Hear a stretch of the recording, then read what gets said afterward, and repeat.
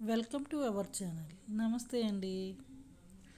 ఈరోజు whole chicken prepare చేసుకుందాం. దానికోసం ఒక చికెన్ని తీసుకొని ఫుల్ చికెన్ని బాగా నీట్గా 1-2 సార్లు వాష్ చేసుకోవాలి. రుచికి సరిపడినంత సాల్ట్, పసుపు, చిల్లీ పౌడర్, గరం మసాలా, ధనియాలు, జీలకర్ర పౌడరు, కొంచెం పెరుగు వేసి అంతటిని బాగా మిక్స్ చేయాలి. ఇందులో హాఫ్ చెక్క నిమ్మరసం కూడా వేసుకోవాలి. మొత్తం అంతా బాగా మిక్స్ చేసి ఆ హోల్ చికెన్కి మొత్తం మ్యాగ్నేట్ చేసి పెట్టుకోవాలి. కొంచెం ఆయిల్ కూడా 1 స్పూన్ ఆయిల్ కూడా యాడ్ చేసుకోవాలి.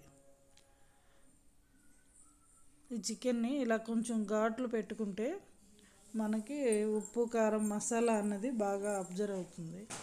ఇలా లోపలికి అంతా బాగా మసాలా అంతా పట్టినట్టుగా పట్టించుకోవాలి. ఫుల్ మొత్తం అంతా పట్టించేసుకొని దీన్ని మనం ఫ్రిడ్జ్లో ఒక 3-4 అవర్స్ మనం ఎంత ఎక్కువసేపు మ్యాగ్నేట్ చేసి పెడితే అంత బాగా టేస్ట్ బాగుంటుంది మనకి. ఇలా మొత్తం అంతా మసాలా పట్టించేసి మూత పెట్టేసి నేను ఫ్రిడ్జ్లో పెట్టేస్తున్నాను. ఇప్పుడు ఒక 4-5 అవర్స్ తర్వాత తీసుకుంటున్నా. ఇప్పుడు స్టవ్ మీద బాండీ పెట్టుకొని ఒక పెద్ద స్పూన్తో 4-5 స్పూన్స్ ఆయిల్ వేసుకుంటున్నా. ముందుగా మనం మ్యాగ్నేట్ చేసుకుని పెట్టుకున్న చికెన్ని తీసి ఈ ఆయిల్లో వేసుకోవాలి. మూత పెట్టుకుంటూ దీన్ని ఫ్రై చేసుకోవాలి. ఆ మసాలా అంతా దాంట్లోనే వేసుకోవాలి. మనం ముందుగా నానబెట్టి పెట్టుకున్నాం కదా మ్యాగ్నేట్ చేసుకుంది, అదంతా వేసేయాలి. ఇలా మూత పెట్టి మధ్య మధ్యలో కలుపుతూ ఉండాలి, టర్న్ చేస్తూ ఉండాలి. కొంచెం టర్న్ చేయడం ఇబ్బందిగా ఉంది.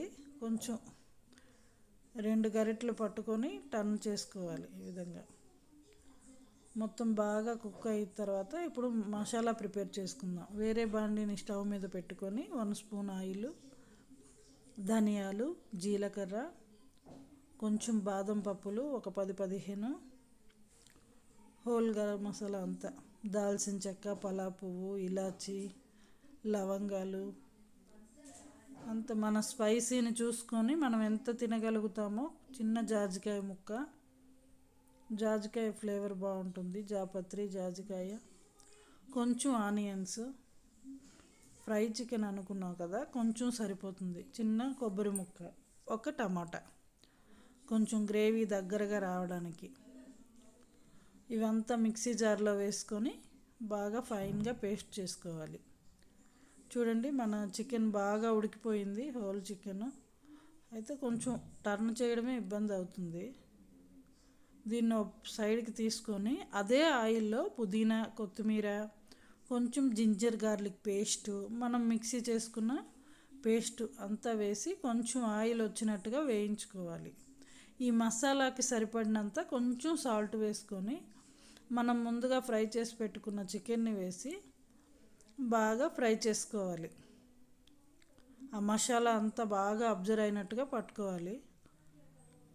ఇలా టర్న్ చేసుకుంటూ దాన్ని ఫ్రై చేసుకోవాలి. బాగా నూనె అంతా బయటకు వచ్చింది అంటే ఫ్రై అయిపోయినట్టే. చాలా సూపర్గా ఉంది ఫ్రెండ్స్. సండే కదా అని చేశాను, పిల్లలందరూ ఇంట్లో ఉన్నారు కదా అని తింటారని. మీకు కూడా వీడియో కనుక నచ్చినట్లయితే తప్పకుండా లైక్ చేయండి, మా ఛానల్ని సపోర్ట్ చేయండి. కొత్తగా చూసిన వాళ్ళైతే సబ్స్క్రైబ్ చేయండి. Thank you for watching. Bye.